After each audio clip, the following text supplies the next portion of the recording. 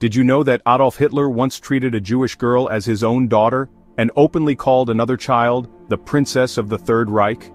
This is the true story of Bernile Nienau, the girl Hitler affectionately called his child despite her Jewish roots, and Edda Göring, daughter of Hermann Göring, Hitler's extravagant second-in-command.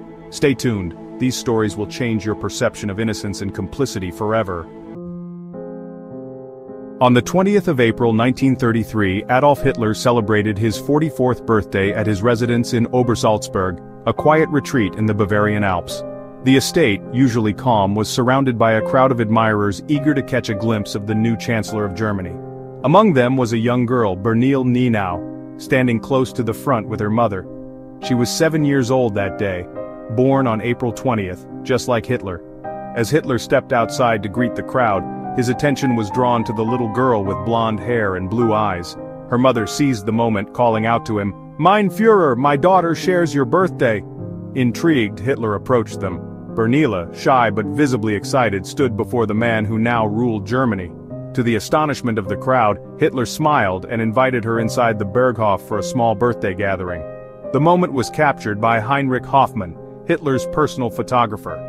Pictures of the Führer sitting with a young child enjoying tea on his sunlit terrace would soon spread across Germany. It was exactly the kind of imagery Hitler wanted. A leader who cared for the youth of the Reich, a paternal figure, an image of warmth and kindness. For the next 5 years, Hitler and Bernile would exchange letters and meet several times at Obersalzberg. She became known as the Führer's child. But what neither Hitler nor Hoffmann realized that day was a fact that would later become a serious problem. Bernile Nienau had Jewish ancestry. Following their first meeting in 1933, Bernile Nienau quickly became known as the Führer's child. Over the next 5 years, she and Hitler exchanged letters, and she was invited several times to the Berghof. She was one of the very few children to be granted such proximity to the leader of the Third Reich. This relationship did not go unnoticed.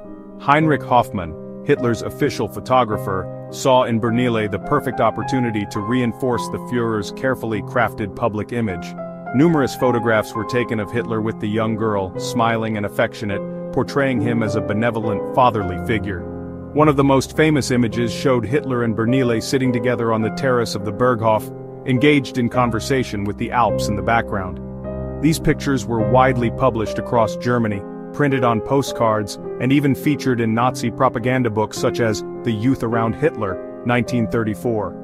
The message was clear. Hitler was not just a political leader, he was a protector of German children, a paternal figure for the youth of the Reich. In reality, these interactions were part of a larger propaganda effort. Hitler frequently staged similar moments with children, particularly young girls, to soften his image, especially among German mothers. These images helped cultivate the idea that the Führer was not a violent extremist, but a man who cared deeply about the next generation of Germany. 2 months after their first meeting, Hitler personally sent Bernile a signed photograph of the two of them together at the Berghof. The postcard read, "To my dear and delicate Rosa Nienau, Adolf Hitler, Munich, 1933. The photograph showed Bernile standing beside Hitler, both smiling warmly. This seemingly affectionate gesture became one of the most iconic propaganda pieces of the regime, reinforcing the idea of Hitler as a leader who cared deeply for the youth of Germany. The image, reproduced on thousands of postcards and booklets, was sold across the Reich, often accompanied by captions describing Hitler as a friend of children. For Heinrich Hoffmann, it was a lucrative enterprise. These intimate portraits of Hitler with children sold in mass quantities, bringing him enormous financial profit. Bernile, unaware of the true purpose behind these publicized encounters, embraced her role. She wrote letters to Hitler referring to him as Uncle Hitler and even knitted socks for him as a gift. To the outside world, she was simply a devoted child admiring the leader of her country. But behind the carefully staged photographs and warm letters, there was a truth that remained hidden, one that, if discovered, could shatter this illusion entirely. In December 1933, just months after Bernile Nienau's first meeting with Hitler, the Bavarian political police uncovered a troubling fact, one that could completely contradict the Nazi leader's carefully cultivated public image. Bernile, the girl whom Hitler had affectionately called my dear and delicate Rosa Nienau, the child who had become a symbol of his supposed kindness, was of Jewish descent. Her maternal grandmother had been Jewish, making Bernile a Mischling, a term used by the Nazi regime to classify individuals of mixed Jewish and Aryan ancestry. At the time, this revelation was quietly shared among Hitler's inner circle. Some of his advisors considered it a potential embarrassment. By 1935, with the enactment of the Nuremberg Laws, Bernile was officially categorized as a Mischling of the second degree, meaning she was one-quarter Jewish. Under these laws, individuals with Jewish ancestry faced severe restrictions on education, employment, and civil rights. However, in an unexpected contradiction, Hitler chose to ignore this information. Despite leading a regime that increasingly persecuted Jewish citizens, he continued to see Bernile, exchange letters with her, and even invite her back to the Berghof. Between 1935 and 1939, Bernile wrote at least 17 letters to Hitler or his staff. She continued to visit Obersalzberg during school vacations, where she would spend time with Hitler. These visits were sometimes captured in private photographs, taken not by Heinrich Hoffmann, but by Eva Braun, Hitler's longtime companion. One of Bernile's letters, dated September 27, 1936, was addressed to Hitler's aide, Wilhelm Bruckner. In it, she wrote, "Dear Uncle Bruckner, today I have so much to tell you. During the holidays we were at Obersalzberg, and I was able to see dear Uncle Hitler twice. Unfortunately you were not there. I am knitting another pair of socks for Uncle Hitler because I asked him if the ones from last year still fit him, and he said yes. These will be very warm, and since he is always traveling, at least he will not have cold feet." These letters revealed a genuine admiration that Bernile had for Hitler, shaped by the carefully controlled image he projected to her. To her, he was not the leader of a brutal regime. He was simply a kind, fatherly figure who welcomed her at the Berghof. Hitler, for his part, never publicly acknowledged her Jewish ancestry and seemed content to continue their interactions despite the knowledge of her background. His motivations remain uncertain, but his personal affection for Bernile, whether genuine or driven by propaganda, overrode the ideological purity he preached. For a time, her presence in his life was tolerated, a strange exception in a regime built on racial exclusion. But not everyone in the Nazi leadership was willing to overlook this contradiction, and soon someone would take action to ensure that Bernile Nienau disappeared from Hitler's circle forever. By 1938, Bernile Nienau was still writing letters to Hitler, calling him Uncle Hitler and knitting gifts for him. But behind the scenes, pressure was mounting. Martin Bormann, Hitler's private secretary and one of the most powerful figures in the Nazi Party, had learned the truth about Bernile's ancestry. Unlike Hitler, Bormann had no sentimental attachments or room for exceptions. He was a staunch enforcer of Nazi racial policies, and saw Bernile's continued presence as a dangerous liability. Bormann demanded that all ties between Hitler and Bernile be severed immediately.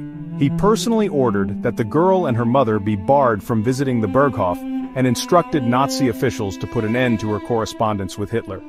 He also turned his attention to Heinrich Hoffmann, the photographer who had profited immensely from Bernile's images. Hoffmann, realizing that a valuable propaganda tool was being taken away, tried to intervene. He argued that Bernile's case was exceptional, that Hitler himself had chosen to maintain contact with her despite her ancestry. But Bormann was unwavering. The Nazi regime could not afford to have a Jewish child, even a quarter Jewish, associated with Hitler's image. The order was final. Refusing to give up, Heinrich Hoffmann decided to bring the matter directly to Hitler. As Hoffmann later recalled, he approached the Führer and protested the decision, arguing that Bernile's case was different, that the public adored her, and that Hitler himself had clearly grown fond of her. Hitler's response was swift and final. According to Hoffmann, Hitler angrily replied, "There are people who have a true talent for spoiling my every joy." It was a rare moment of visible frustration from the Führer, but he did not challenge Bormann's decision. For all his initial indifference to Bernile's background, Hitler ultimately complied with the regime's racial policies. And just like that, Bernile vanished from Hitler's life. No more visits to Obersalzberg, no more carefully staged photographs, no more letters signed "Your Uncle Hitler." For 5 years she had been the child of the Führer, a smiling figure in Nazi propaganda. Now, she was erased. Hoffmann, despite his influence, had no choice but to comply. The once popular postcards of Hitler and Bernile disappeared from circulation, quietly replaced by new images of Hitler surrounded by other children. Children who met the strict racial standards of the Reich. Bernile, unaware of the full truth behind her exclusion, continued to send letters for a time, but none were answered. For her, the sudden silence was incomprehensible. For the Nazi regime, it was just another necessary revision of history. After being silently erased from Hitler's life, Bernile Nienau continued her studies in Munich, where she lived with her mother. She was no longer invited to Obersalzberg, and the letters she once wrote to Hitler went unanswered. The regime that had once proudly displayed her face across Germany now acted as if she had never existed. Despite her Jewish ancestry, Bernile was never deported to a concentration camp. As a Mischling of the second degree, she was classified as racially impure under the Nuremberg laws, but not to the extent that would have led to immediate persecution. Still, opportunities for her were limited, and she lived under the shadow of a regime that had turned its back on her. But her fate was sealed not by the Nazis, but by a silent and relentless illness. In 1943, at the age of 17, Bernile contracted poliomyelitis, a devastating disease that often led to paralysis and death. Her condition worsened rapidly, and on October 5, 1943, she succumbed to the illness in Munich's Schwabing Hospital. There was no public mention of her death. No headlines, no obituaries, no acknowledgement from the regime that had once paraded her as a symbol of Hitler's affection for children. Her existence had been effectively wiped from Nazi history. Bernile Nienau's story is just one example of how the Nazi regime used children for propaganda only to discard them when they no longer fit the narrative. But she was not the only child placed under the spotlight of the Third Reich. The Nazi elite often showcased their own families, turning their children into symbols of the regime's legacy. Joseph Goebbels paraded his 6 children as the perfect Aryan family. Heinrich Himmler's daughter, Gudrun, was raised as the princess of the SS. And then, there was the beloved daughter of Hermann Göring, Hitler's right-hand man, Edda Göring.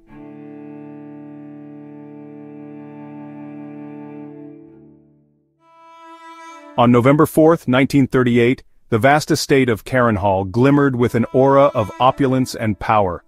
High-ranking Nazi officials arrived in their finest uniforms to witness the baptism of a child they deemed exceptional.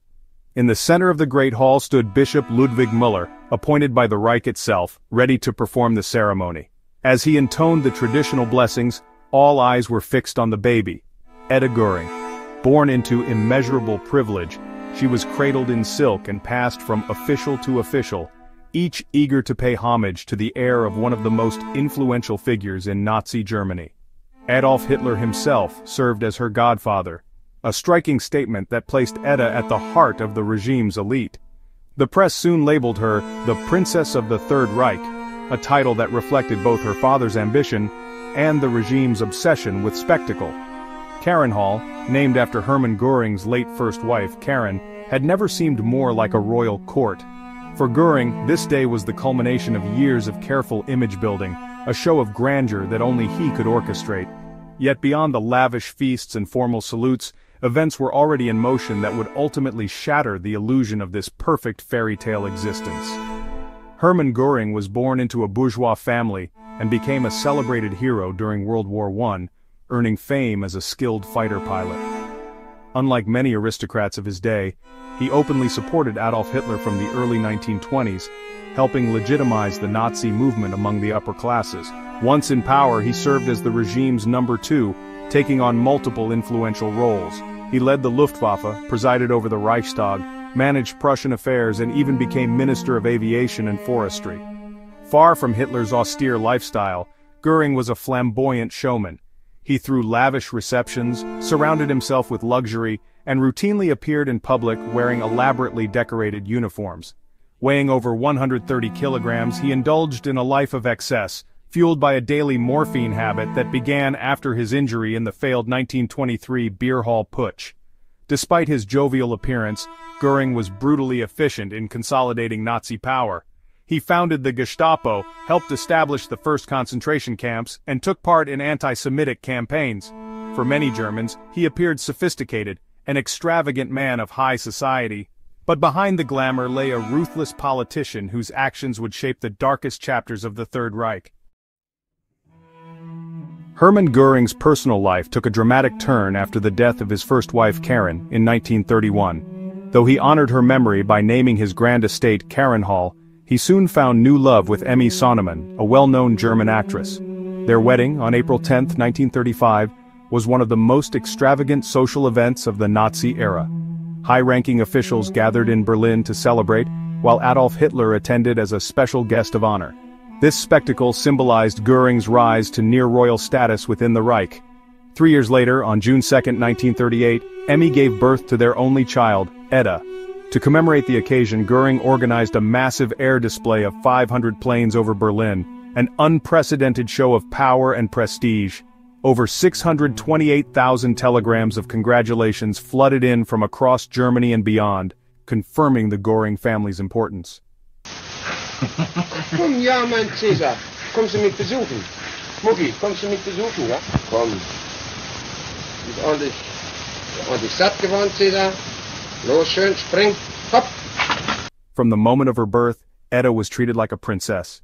She was wrapped in fine silks, photographed alongside her father's influential circle, and surrounded by the trappings of Nazi high society. This fairy tale introduction would deeply shape her early view of the world, setting the stage for the privileged childhood that awaited her. Nestled deep in the forests north of Berlin, 𝐾𝐿 was Hermann Göring's personal kingdom of extravagance. Sprawling across a vast estate, it boasted a 400-square-meter great hall, a private cinema, ornate marble baths, and even a mini-zoo that housed lion cubs. Masterpieces by Van Gogh, Rembrandt, and Renoir adorned the walls, treasures looted from Jewish families and occupied territories, reflecting Göring's insatiable appetite for art and power. While war ravaged much of Europe, 𝐾𝐿 stood as a sanctuary of luxury, where lavish banquets were held and no expense was spared. Young Edda Göring, growing up amid this splendor, experienced a childhood shielded from the grim realities of the conflict. She strolled through corridors lined with priceless paintings, attended by servants who catered to her every need. Here, she was nothing less than a princess in a palace built on deception and stolen wealth. In this surreal bubble, Göring's position within the Nazi regime manifested not only in political might but also in his ability to craft a realm entirely removed from wartime hardship. Edda, unaware of the cruelty behind her father's rise, enjoyed an idyllic youth shaped by privilege, art, and a life of unimaginable ease.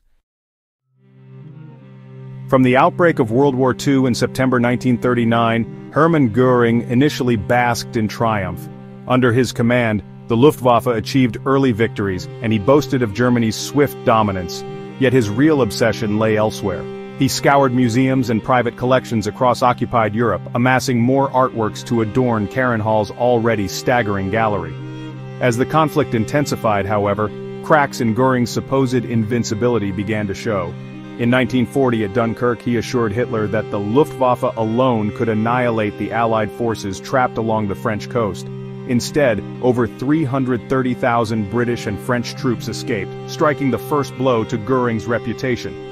Later that year, the Battle of Britain delivered another crushing defeat. Despite promising quick victory in the skies, the Luftwaffe was repelled by the Royal Air Force, leading Hitler to question Göring's prowess. Meanwhile, Edda's life remained untouched by her father's failures.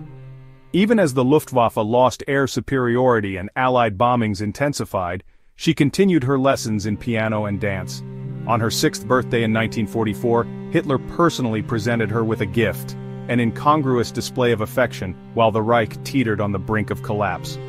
By early 1945, Nazi Germany stood on the brink of total collapse. Allied forces surged in from the west, while the Red Army pushed in from the east, reducing much of the Reich to ruins.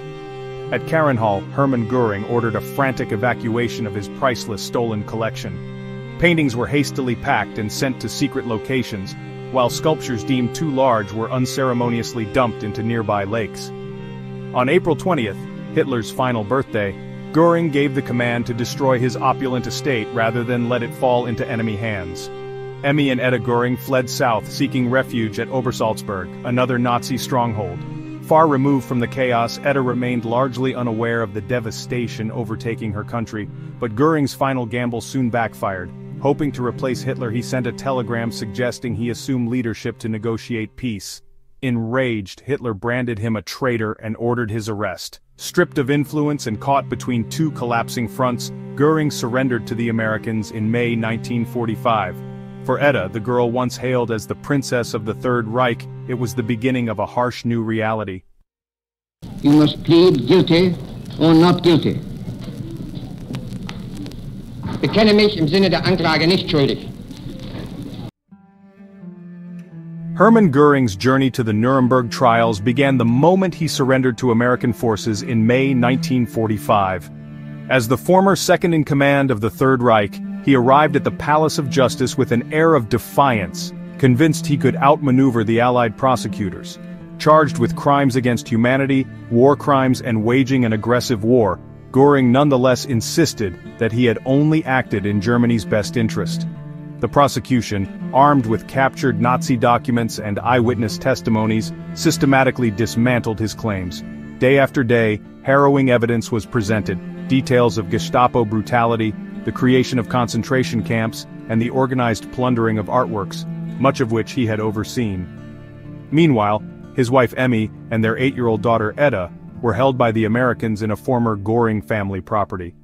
For Edda, the stark contrast between her once gilded life at Carenhall and her current circumstances was bewildering.